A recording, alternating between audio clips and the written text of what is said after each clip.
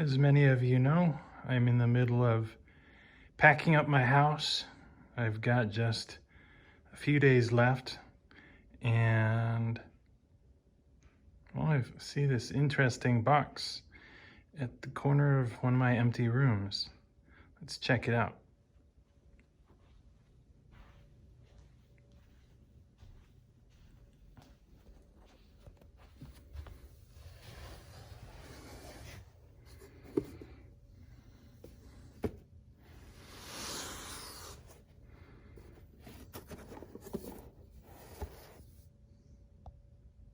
From Comma to me.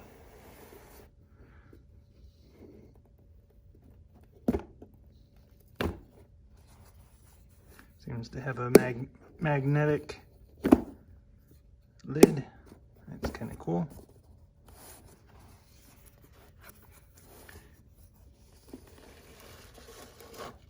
Oh, cool. They gave me a bunch of shredded paper. Well, that looks like it. Oh, wait, there's more? Oh, okay, what's this? Oh, another comma. And another comma. This has like a vinyl feel to it. Might be magnetic. Might be like a fridge magnet type of thing, or something you just carry around just for the fun of it.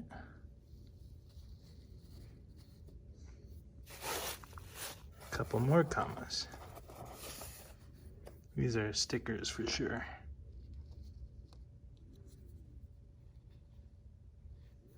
And another comma. This one is a keychain. I don't know if you can see it. There you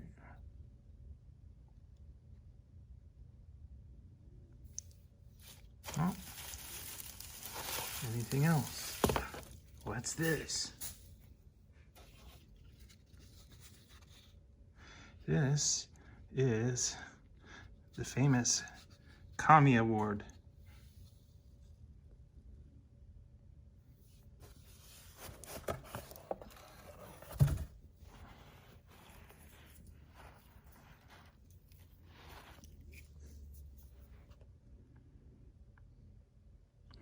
I guess it looks like there might be something written in here. The Commies Fingerprinter of the Year. Thank you, comma. Chill. So, for those who don't know, part of the experience is that it allows you to chill behind the wheel. And that is for sure, because although it is level 2 driving where you still have to pay attention, it definitely allows you to chill while you drive. And I am definitely a person who is familiar with road rage. This is actually pretty cool. It has a nice sort of a geometrical sort of pattern going on there.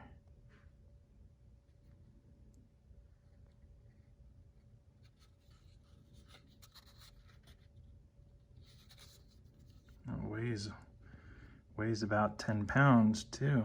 It's like made out of pure silver or something.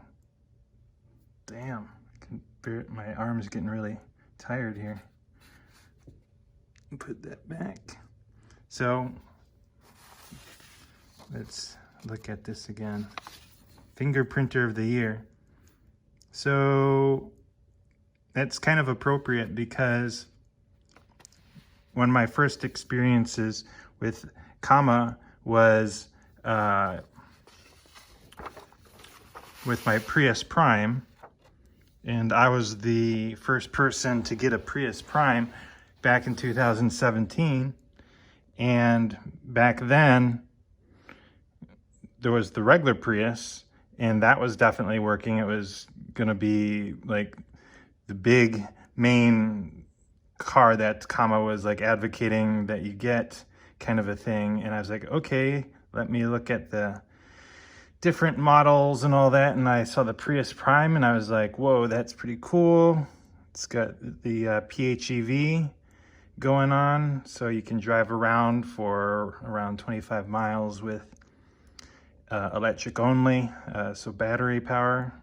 And then after that you have really long range with the gas hybrid.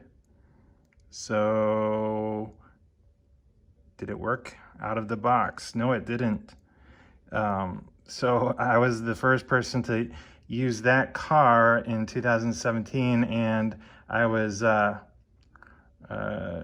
basically introduced pretty quickly to what fingerprinting was all about. And back then we used FPV1, so fingerprinting version 1. That was with the CAN messages that show up on the CAN bus when you start your car. So every car is a little different, and that's how OpenPilot was initially recognizing what car you drive. And I was the person who wrote the initial version of the fingerprinting wiki, which is now gone, and we have a different wiki that we're using now, and we have a different fingerprinting we're using now, fingerprint version 2, which was a little bit of a compromise. At one point before that, we were, or Comma was looking at using the VIN, so the VIN number to figure out what you had, which is mostly doable, but some cars make it a bit more difficult, and then you have to have a lookup database or whatever. And anyway, they ended up settling on fingerprint version 2, which uses the firmware that shows up for the different ECUs in your car. So you might have like a DSU or a radar, or all sorts of other little devices that have firmware, that usually those firmwares can be updated too. But and so when the cars come out, if they're brand new, they usually need to be fingerprinted. And the Toyotas are really, in my opinion, very easy to fingerprint and very predictable. There is a lot of stuff to know about it, but I'm just kind of keeping it simple here. Other vehicles, some of them can't even use fingerprint version 2, and they're stuck with the old version. But anyway, I definitely did my part to help get the new vehicles recognized, and I really hope that other people help other people with that process. And we have a wiki, it's relatively easy to follow. And so then the secret sauce is just knowing how to use GitHub.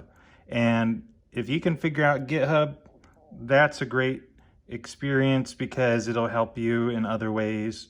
And you don't have to be a developer, you just have to know sort of how to edit text, how to recognize patterns, how to not commit mistakes. Like if you see a mistake and you haven't really gone down the path too far, you can know how to recover from that. Anyway, there's a lot of fun things about GitHub, but anyway, the whole Comma OpenPilot process has been very educational for me over the years, and made lots of friends, acquaintances, and all that kind of stuff. So anyway, once I get back into the groove after this move out is finished, I will see you guys online. Thanks for watching. Bye.